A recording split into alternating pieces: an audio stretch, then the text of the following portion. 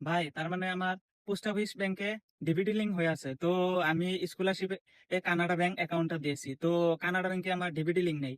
তো কানাডা ব্যাংকে আমি পোস্ট অফিস থেকে ট্রান্সফার করে ডিবিটি লিঙ্ক কানাডা ব্যাংকে কিভাবে করব, কারণ আমার পোস্ট অফিস ব্যাংকটা ব্লক হয়ে আছে। তো সেই ডিবিটি লিঙ্কটা কিভাবে করব, তুমি ওই প্রসেসটা আমাকে দেখিয়ে দাও। হ্যাঁ ভাই, এটা খুব জরুরি একটা বিষয়। তো তোমার যেটা অ্যাকাউন্টে ডিবিটি লিঙ্ক আছে, তো সেই অ্যাকাউন্টটা তোমার ব্লক হয়ে আছে।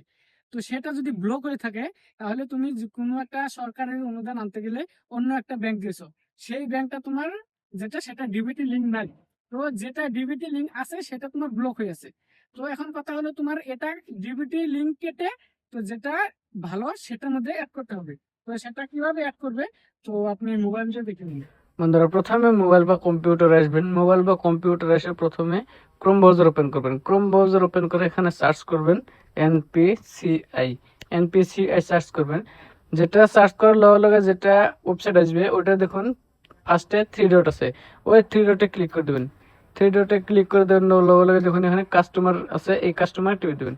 কাস্টমার টিপে দেওয়ার লগে লগে এখানে দেখুন ভারত আধার সেন্ডিং এনেবল, এখানে ক্লিক করে দেবেন।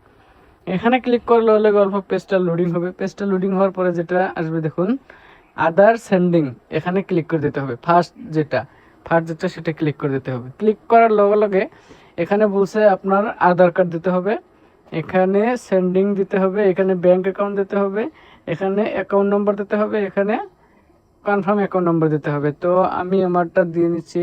প্রথমে আমি আধার কার্ড নম্বর দিচ্ছি, আধার কার্ড নম্বর দিচ্ছি। তারপরে আপনার দেখুন সেন্ডিং, এখানে সেন্ডিং এ ক্লিক করে দিতে হবে। সেন্ডিং এ ক্লিক করলে লগে এখানে কি করতে হবে, আপনার ব্যাংক সিলেক্ট করতে হবে, ব্যাংক। তো আমার যেটাই ব্যাংক আছে আমি সেটাই ক্লিক করে দিব। যে ব্যাংক আমার আছে বর্তমান আছে যে ব্যাংক, সেই ব্যাংক আমি এখন এখানে ক্লিক করে দেব। ক্লিক করার লগে লগে এখানে দেখুন তিনটা অপশন দিয়েছে। আপনার কি, আমি বলছি যে আমার এয়ারটেল পেমেন্ট ব্যাংক আছে, এয়ারটেল পেমেন্ট ব্যাংক আপনার ব্লক হয়ে রয়েছে। এয়ারটেল পেমেন্ট ব্যাংক ব্লক হয়ে আছে, তখন আমার কানাড়া ব্যাংক করতে হবে, বা যেটা ব্লক আছে সেটা বাদ দিয়ে অন্য আটা করতে হবে। তো সেটা কিভাবে করব, তো সেটার জন্য আমি 3 নম্বরটা মারবো। সেটার জন্য যেহেতু আগে আমার একটা ধরেন এয়ারটেল পেমেন্ট ব্যাংকে আমার ডিবিটি লিঙ্ক আছে, তো এখন সেটা বাদ দিয়ে আমি এখন ইউনিয়ন ব্যাংকে করব বা কানাড়া ব্যাংকে করব। এখন তাহলে এখানে 3 নম্বরটা মারতে হবে। তাহলে তাহলে 3 নম্বরটা মেরে এখানে অ্যাকাউন্ট নম্বর মারতে হবে। তো অ্যাকাউন্ট নম্বর মারার লগে লগে এখানে কনফার্ম অ্যাকাউন্ট নম্বর আসবে, কনফার্ম অ্যাকাউন্ট নম্বর মারবেন, মেরে এখানে টিক মার্ক দিবেন। টিক মার্ক দিলেন, টিক মার্ক দিয়ে এখানে দেখুন ক্যাপচার আছে, তো ক্যাপচারটা মারবেন। ক্যাপচারটা মারার লগে লগে এখানে সাবমিট আছে, সাবমিটে মারবেন।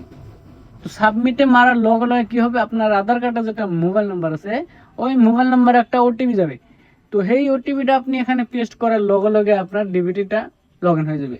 আপনার ওটিপিটা পেস্ট করার লগে লগে, তার মানে আপনার এখন হবে না, এখন আপনার সাবমিট মারতে হবে। ক্যাপচার মেরে সাবমিট মারার লগে লগে ওটিপি যাবে।